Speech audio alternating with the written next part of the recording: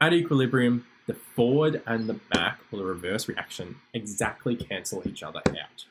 So, as you can see here, neither of these piles are going to get bigger or smaller. As much as one of them is bigger and one of them is smaller, neither is going to get bigger or smaller because these ants are moving at the same pace. As you can see here, they move at the same pace. They grab one from the other side, they take it across at the same pace. Nothing is going to change. There's going to be no movement. It's like a stalemate. And the chemical reaction is described as dynamic. Now, this is super, super key. Dynamic. This is super key, super high yield. What do we mean by dynamic? It means that the reaction is still occurring. The forward and the back reaction is still occurring, even though to the naked eye, nothing's happening. Everything is the same. You're looking at a chemical reaction where we have a change in color. Let's say a change in color. And we're going from, we talk about titrations, the ordinum titration, and it's gone from pink to clear. When we are at that end point, or the equivalence point technically is what we want to get to, but we'll talk about end point because that's what the naked eye sees. We get to that end point and we see this really slightly tinged pink clear. What we see there is nothing happening. So we stop our titration and we see this slightly tinged pinky clear, like you're at your perfect equilibrium. That's what we see. We see nothing happening, we just see that color.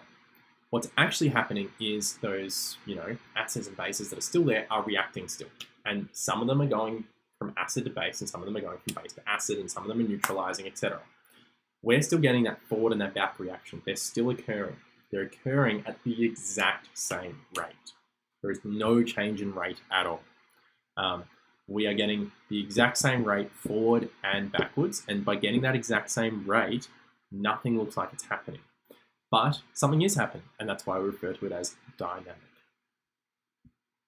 So, as you can see here, when we have a rate time graph, when we have the forward and the back reaction, and they equal each other, we refer to that as equilibrium. So from this point to this point, this is at equilibrium. This is at equilibrium. So rate of forward and back reaction equals. Now, when we talk about concentration time graph, so this says amount, but think of it as a concentration time graph. So the concentration of the reactants and the concentration of the products, all we require is both lines to be going straight. They don't need to match up. They do not need to match on top of each other, but they need to be straight. So they need to be perfectly parallel, horizontal, straight. That's what needs to be happening. Up until this point here, all of this is reacting and there's a change and it's visible change. Here, we're at equilibrium. So we're back at equilibrium when this line is straight. So concentration of chemicals don't change. So again, reversible reactions will attain equilibrium when forward and reverse reactions are equal. The system will remain at equilibrium unless it is disturbed. What happens at equilibrium? So the forward reaction rate equals the reverse reaction rate.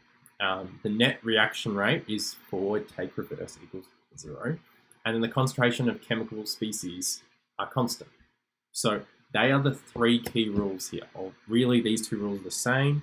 So you really have one and you have two. You have two key rules to being at equilibrium. And that's what matters there. So here's a fun example.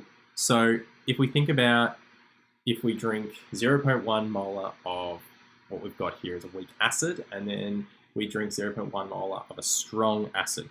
Which one are we going to choose? So let's have a think about this. And this is a very, please do not do this. This is a very dangerous example. And I don't know why it says drinking, but nonetheless, we're just going to think about it. So we have a weak acid and we have a strong acid. We have a very strong acid, HNO3, and HNO3 is 99% ionization. Now, ionization is loosely part of VCE chemistry, but it's very, if it is going to be in a SACs exam question, they're going to describe what it means. So I'm going to describe what it means to you right now. Essentially what it means is that when we have this, and we have this chemical equation occurring, it's going to be when we're at equilibrium, it's going to be 1% this, 99% this. The other one here, we're 1% ionization. We are going to be 1% this, 99% this. Now, what makes acids so dangerous to us?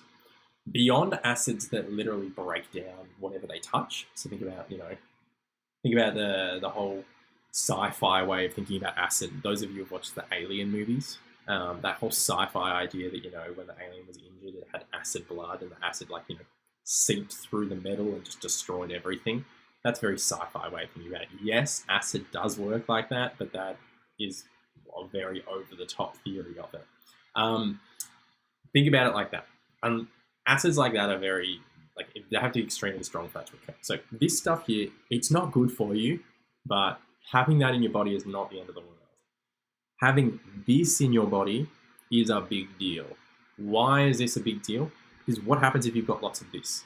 You become super acidic in your gut. Your gut becomes super, super acidic. And we know, well, we probably don't know because you guys probably haven't been through it, but this is some topic unit 4 area of study 2 stuff. But your body has different pHs in different spots, and that's how we sort of have enzymes in different spots that operate in different spots, because the enzymes and those proteins have optimal pHs for those locations. Your gut already is acidic.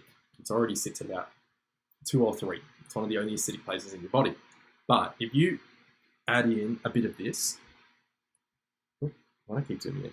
If you add in a bit of this, 99% of it is going to form into this and this. This here is super dangerous. What it's going to do is it's going to cause your body to become, your stomach becomes super acidic, and the reality is you're probably going to die, depending on how much you have, but you're going to die. And that's because 99% of it converts into that. Whereas if you drink a weak acid like this, only 1% of it becomes our acid, which is here, or our H pluses, which cause you to get really, really acidic. When only 1% of it becomes H plus, you're going to need to drink a lot of this one to cause any damage. Obviously, none of you are going to do this. But this is an example of trying to get your head around sort of what is going on in terms of equilibrium.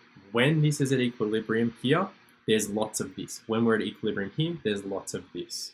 The reaction rather sits on one side. Now, this is all just chemistry, and there are reasons why this occurs, but you do not need to know for the scope of VCE.